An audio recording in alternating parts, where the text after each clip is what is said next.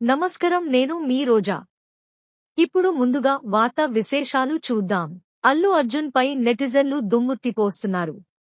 అల్లు అర్జున్ నిర్లక్ష్యం కారణంగానే సంధ్య థియేటర్లో తొక్కిసలాట జరిగి ఓ మహిళ ప్రాణాలు కోల్పోయిందని సీఎం రేవంత్ అసెంబ్లీలో నిన్న చెప్పిన విషయం తెలిసిందే. అప్పటినుంచి సోషల్ మీడియాలో అల్లు అర్జున్ కు వ్యతిరేకంగా భారీగా పోస్టులు పెడుతున్నారు. అల్లు అర్జున్ అరెస్టెడ్ #, ట్రెండ్ అవుతోంది. సినిమా ప్రారంభమైన కొద్ది నిమిషాలకే తాను థియేటర్ నుంచి వెళ్లిపోయారని అల్లు అర్జున్ నిన్న ప్రెస్ మీట్లో చెప్పారు.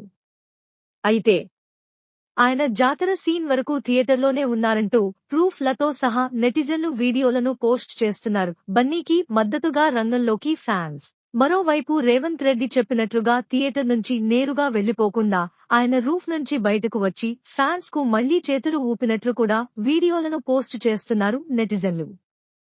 ఇదిలా ఉంటే అల్లు అర్జున్ ఫ్యాన్స్ కూడా తమ అభిమాన హీరోకు మద్దతుగా వీడియోలను పోస్ట్ చేస్తున్నారు. ప్రమాదం జరిగిన మరుసటి రోజు ఉదయం వరకు తొక్కిసలాటలో మహిళ చనిపోయిన విషయం తనకు తెలియదని అల్లు అర్జున్ నిన్న ప్రెస్ మీట్లో చెప్పారు.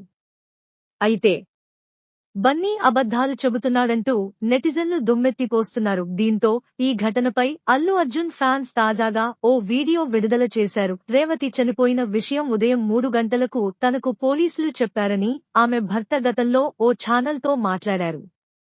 ఆ వీడియోను ఇప్పుడు బన్నీ ఫ్యాన్స్ వైరల్ చేస్తున్నారు. అల్లు అర్జున్ రాత్రి 12 గంటలకే థియేటర్ నుంచి వెళ్లిపోయారని బన్నీ ఫ్యాన్స్ చెబుతున్నారు.